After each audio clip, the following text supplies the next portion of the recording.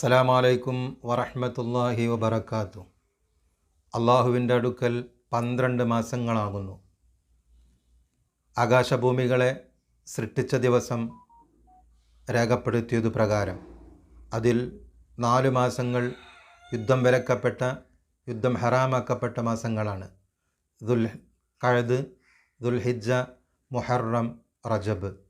അതിലെ പവിത്രമായ ഒരു മാസമാണ് മുഹറം. ആ മുഹറം മാസത്തിന് വലിയ പ്രാധാന്യമുണ്ട്.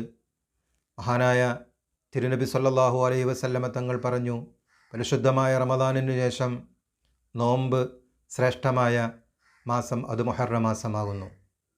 ആ മുഹറം മാസത്തിലെ ഏറ്റവും പ്രധാനപ്പെട്ട പുണ്യമുള്ള ഒരു ദിനമാണ് ആശൂറാ, മുഹറം 10. അതിൽ ഒരുപാട് ചരിത്ര സംഭവങ്ങൾക്ക് സാക്ഷ്യം വഹിച്ച ഒരു ദിവസമാണ് 10. മഹാനായ ആദം നബി അലൈഹി സ്വലാത്തു വസ്സലാമിൻ്റെ പാശ്ചാത്താപം സ്വീകരിച്ചത് മുഹറം 10-നാണ്.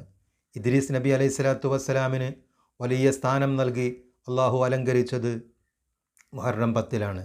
മഹാനായ മൂസാ നബി അലൈഹി സ്വലാത്തു വസ്സലാമിനെയും തൻ്റെ അനുയായികളെയും രക്ഷപ്പെടുത്തിയത് മുഹറം 10-നാണ്.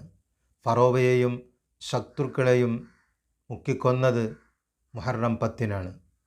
മഹാനായ യൂനുസ് നബി അലൈഹി സ്വലാത്തു വസ്സലാമിനെ മത്സ്യവയറ്റിൽ നിന്ന് രക്ഷപ്പെടുത്തിയത് മുഹറം 10-നാണ്. ഇങ്ങനെ ഒരുപാട് ചരിത്ര സംഭവങ്ങൾക്ക് സാക്ഷ്യം വഹിച്ച മുഹറം 10-ന് വലിയ പുണ്യമുണ്ട്.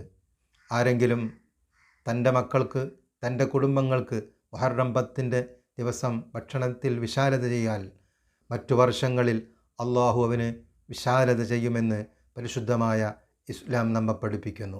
അതുകൊണ്ട് മുഹറം 10-ൻ്റെ ദിവസം നോമ്പനുഷ്ഠിക്കുവാനും മറ്റ് ആരാധനകളും നിർവഹിക്കുവാനും അള്ളാഹു നമുക്കും നമ്മോട് ബന്ധപ്പെട്ടവർക്കും തൗഫീഖ് നൽകി അനുഗ്രഹിക്കുമാറാവട്ടെ.